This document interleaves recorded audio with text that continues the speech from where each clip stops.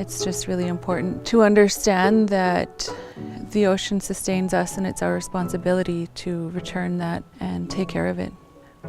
We've always had a connection with our land and our water, and we know that our actions have consequences as well. So we understood that interconnectedness and always took care of our home.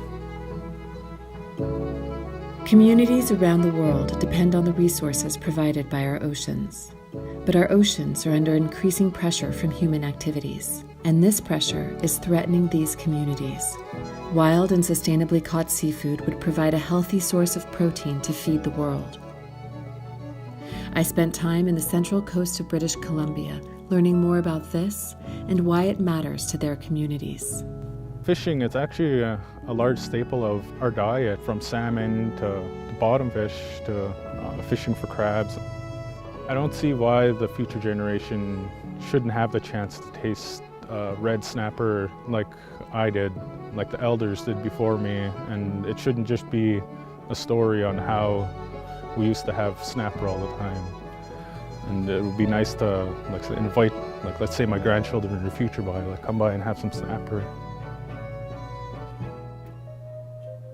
You know, one of the things my father always said that we have to do is, you know, when the first fish comes aboard, for instance, you throw it back over.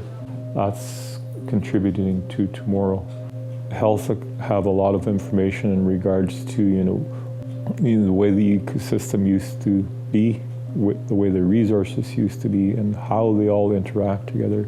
And it's important that we get this right. No one wants to leave a place or a situation worse off than when they got there. We're trying to make things better. We all need to work collaboratively to ensure the continued sustainable stocks in BC.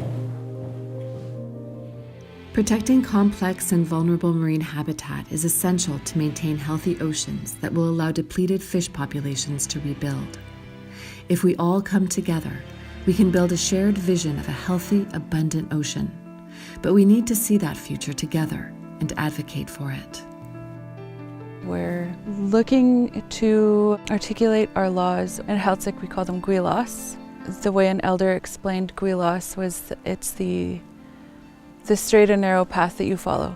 And part of our gwilas was learning from observation, was being out on the land and on the water and observing and always being present. I think in order to maintain the traditions is having more knowledge about what's going on in our territory. I think we really have to take a stand and be the change that we want for the future. We need to come together to save the oceans and feed the world.